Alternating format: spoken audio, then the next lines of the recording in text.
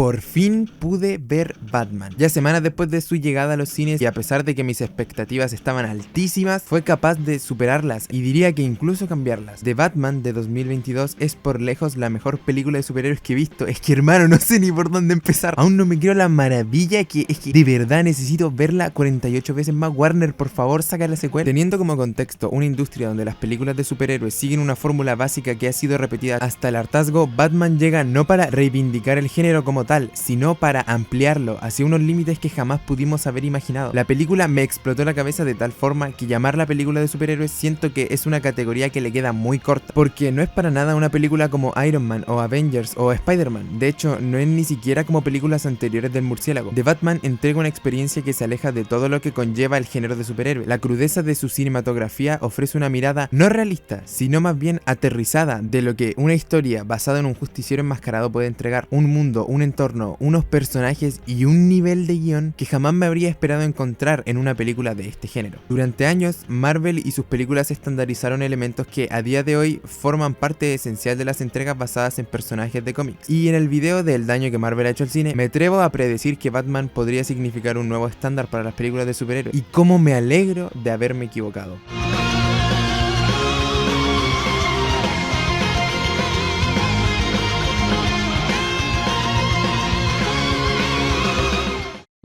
La película empieza presentándonos la perspectiva del villano y su objetivo. Desde los primeros minutos ya se deja en claro que el tinte de esta película será completamente diferente a lo que estamos acostumbrados. Si estás aburrido de ver siempre las mismas películas culiadas de superhéroes, si estás cansado ya de la poca seriedad o los mundos tan rosados que ofrecen las demás productoras, esta cinta te hace una invitación con apenas los primeros elementos mostrados en pantalla a darle una oportunidad. Ciudad Gótica, el mundo donde se desarrolla toda esta historia, posee una ambientación tan buena que despierta la ansiedad en ti, la misma ansiedad que pasan cada uno de sus ciudadanos por la incertidumbre. De hecho, todas las escenas que componen el inicio son precisamente de crímenes, como una forma de presentarte el contexto en el que existen y viven estos personajes. La ciudad está sucia, destrozada, toda rayada, meada, mojada, la decadencia máxima. Pero en la tele, el político corrupto de turno hace la vista ciega ante estos problemas y no, estamos trabajando.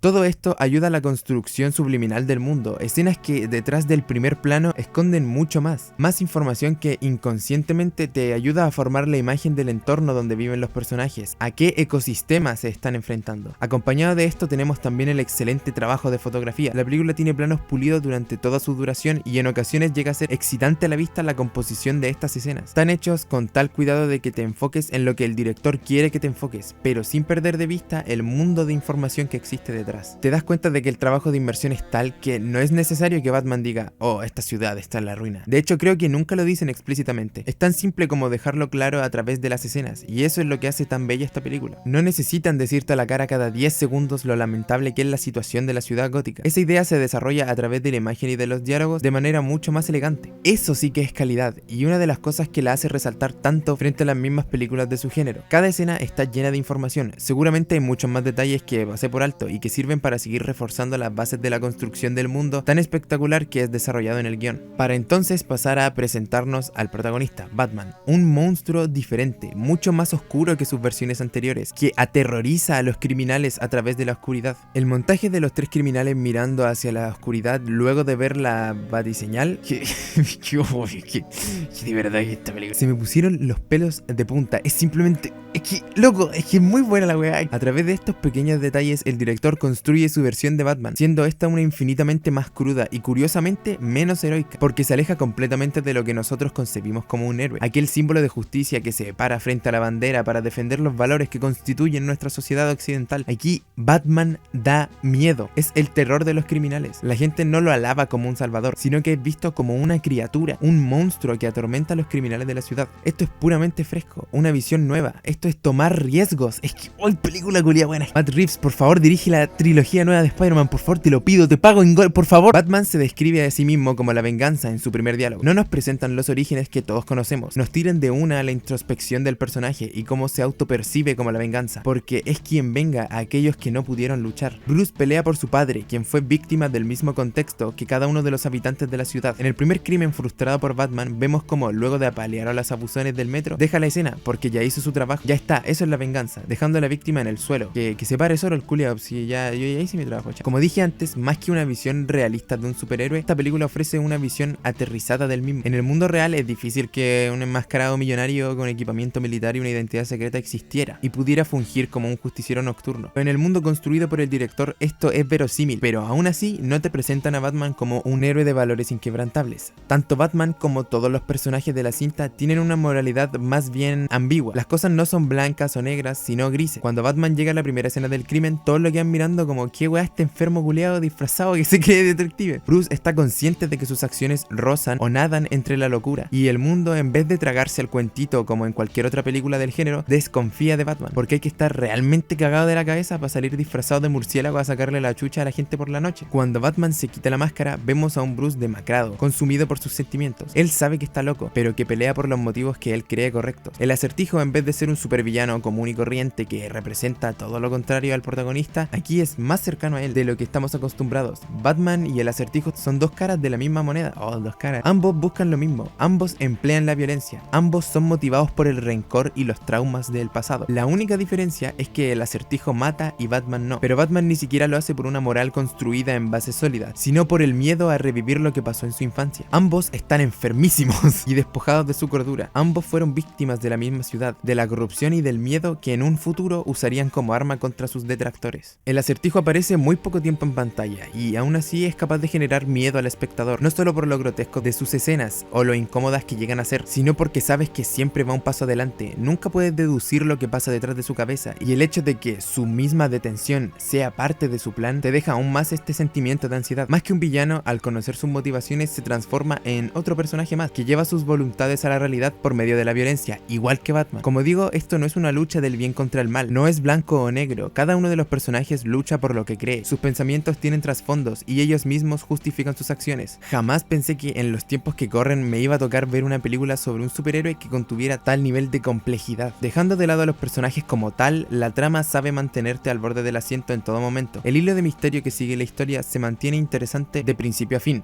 El transcurso de los hechos está bien ordenado y sabe cómo hacer que no apartes la mirada de la pantalla. El personaje del Acertijo es básicamente quien mueve todos los sucesos a su favor, y Batman, aunque en un primer momento lo veamos como alguien por sobre el juego macabro de su rival, realmente termina siendo parte de este, y aquello lo vuelve en una marioneta más de su contraparte. Todo esto nos lleva al clímax de la confrontación, donde Batman y el Acertijo se ven cara a cara en la prisión. La mentalidad de Bruce como héroe, aún en desarrollo, se ve quebrantada, y aunque el Acertijo tenga un mental breakdown, realmente fue él quien ganó, porque destapó a todos los políticos y agentes corruptos que quería y acabó con muchos de ellos. Prácticamente llevó su plan hasta el final, inundando la ciudad, pero Batman casi por suerte termina salvando la situación. En último momento, gracias a inyectarse droga. Como digo, la moral que manejan los personajes de la película es súper ambigua. Batman lucha por la venganza y sus traumas del pasado, al igual que el Acertijo. Ambos tienen los mismos sentimientos de rencor. Batman está enfermo de la cabeza y nos lo presentan como tal. En la escena de la persecución del pingüino, este mismo grita que Batman está loco.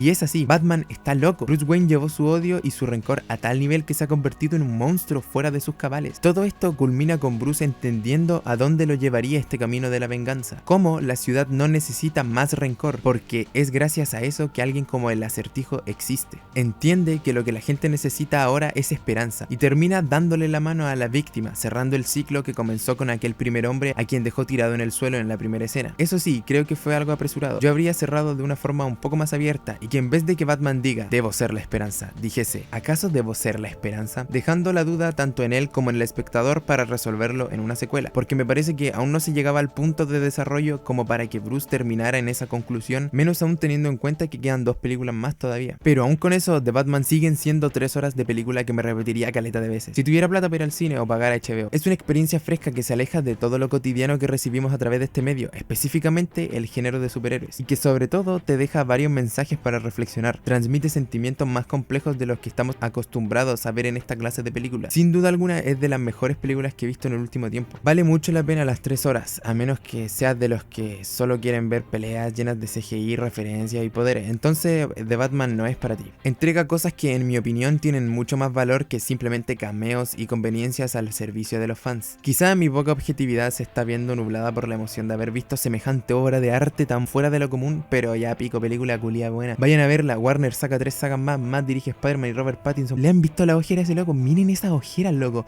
Esas son las ojeras de un hombre. Y eso, no tiene muchas cosas malas.